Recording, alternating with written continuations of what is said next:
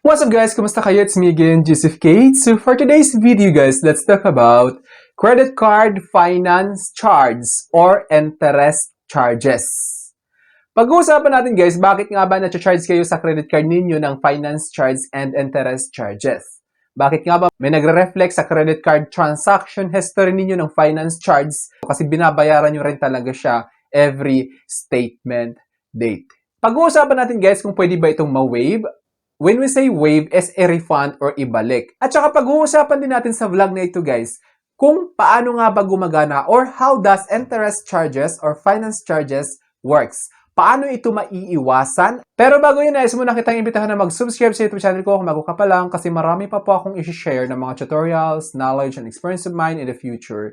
Kaya naman huwag niyong kalimutan mag-subscribe para updated kayo lagi sa mga vlogs na i-upload ko. Yun lang po at sobrang maraming salamat po. So as you can see guys here, a credit card finance charge is the interest or fee applied to your balance when you fail to pay the total amount due by the due date, essentially acting as a cost of borrowing money. So ano nga ba yung ibig sabihin nito guys? Isa-isahin natin. A credit card finance charge is the interest or fee applied to your balance when you fail to pay the total amount due. So meaning, hindi nyo nabayaran ng buo yung credit card statement balance ninyo. Meaning, may natira dyan sa kung magkano yung outstanding balance or statement balance. Actually guys, magkaiba yung outstanding balance sa statement balance. Baka nalilito kayo. Yung outstanding balance is yung existing balance ng credit card ninyo. Kaya minsan nagtataka kayo guys, kung bakit mas mataas yung outstanding balance sa statement balance. Tapos ngayon, minsan binabayaran ninyo kung magkano yung outstanding balance kasi bawat buwan is may statement account na sinasabi. Which is, kung magkano lang yung ginastos mo nung nakaraang buwan, yun lang yung dapat nyong bayaran. Ngayon, binayaran mo yung outstanding balance, nasama pati yung ginastos mo pa lang ngayon. Which is, kakainin lang din on the next billing cycle. So yun, share ko lang. Essentially acting as a cost of borrowing money. So meaning, naghiram kayo ng pera, hindi nyo nabayaran ng buo, so tutubuan talaga kayo ni bangko. These are generally not waivable if incurred via legitimate interest charges or carried over balances, though late fees might be waived once. So sa mga nagtatanong guys kung pwede bang ma-waive yung finance charges na charge sa credit card ninyo, ang sagot po ay hindi. Hindi po pwedeng i-reverse yun kapag charge kayo ng finance charge. It's because karapatan ni bangko yun kasi nangutang kayo, hindi nyo nabayaran ng buo, ngayon sisingilin nila kayo ng paggamit ng pera nila. Although nakalagay dito is though late fees might be waived once. So yung late fees yun guys, like for example, nakalimutan mo lang bayaran yung statement of account ng credit card ninyo within that due date.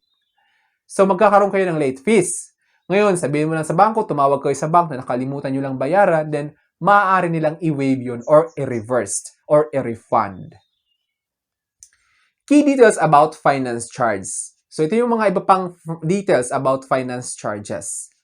What it includes: interest on unpaid balances, cash advance fees, and sometimes penalty fees. So, what it includes, ibig sabihin, it includes interest para sa hindi nyo nabayaran na statement balance tulad ng nabanggit ko kanina. Kung may cash advance kayo, cash advance fees yan, at saka sometimes penalty fees. So how it works? How does credit card finance charge works? If you pay only the minimum, the remaining balance accrues interest. Example is typically 3% per month in some markets. So as you can see dito guys, if hindi nyo nabayaran ng buo yung statement balance, binayaran nyo lang yung minimum amount due ng statement balance ninyo, meaning on the next billing cycle, i-charge kayo ngayon ng 3% kung magkano yung statement balance na hindi nyo nabayaran ng buo. Ngayon, palaki ng palaki yan kapag hindi nyo talaga tuloy-tuloy nabayaran yung mga ginastos ninyo sa statement balance ninyo sa credit card. How to avoid? Pay the total amount due in full every single month before the due date. So, ito yung mga paraan guys para maiwasan ninyo yung transaction sa credit card ninyo na finance charges. Make sure to pay the total amount due. So, ano ibig sabihin na to, guys? Di ba may tumating na statement of account na ini-email ni banko sa inyo, no? So, nakikita nyo naman yan sa email. Kaya naman make sure lang, guys, na yung email address ninyo is na-access ninyo. Kasi doon nyo lahat marireceive yung statement balance or statement of account which is nandun nakalagay kung magkano yung kailangan yung bayaran last billing cycle.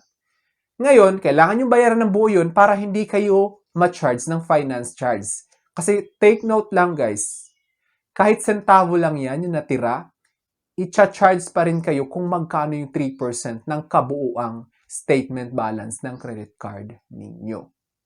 Sinishare ko to sa inyo para at least maging aware kayo. This is to raise awareness na kailangan nyo talagang i-full payment yung credit card statement balance ninyo para maiwasan ninyo yung finance charges. Kasi kahit 0.50 lang yan, kung magkano yung statement balance na hindi nyo nabayaran, may natirang 50 cents. Halimbawa, 10,000. Tapos, nagkamali lang kayo magbayad na kulangan ng 50 cents yung 10,000. So, kung magkano yung 3% ng 10,000, yun yung ipapatong as finance charge on the next billing cycle. Sana na-clear ko yun sa inyo. So, para maiwasan yun, make sure to pay, make sure na palagpasan ninyo yung bayad ninyo. Like for example, yung credit card statement balance is 10,032. Bayaran nyo sila ng 10,035 para magkaroon sila ng utang sa inyo. At least, safe yung account ninyo. Is it waivable? Interest finance charges usually not waivable. Banks impose this based on strict terms and conditions when you do not pay in full. So, hindi po siya waivable, guys, yung finance charge na charge sa credit card ninyo kapag hindi nyo nabayaran ng buo yung statement balance ng credit card ninyo. Inuulit ko para at least maging aware talaga kayo. Late fees, sometimes waivable if you have a good payment history and it is your first time to be late. So, yung late fees, guys, nakikita nyo naman doon, late fees, late payments, ganyan. Pwedeng ma-waive yun kapag yung nakaraang payments nyo is talagang on time kayo magbayad. Tapos parang nakita ni banko na talagang nagkamali lang kayo, nakalimutan nyo lang.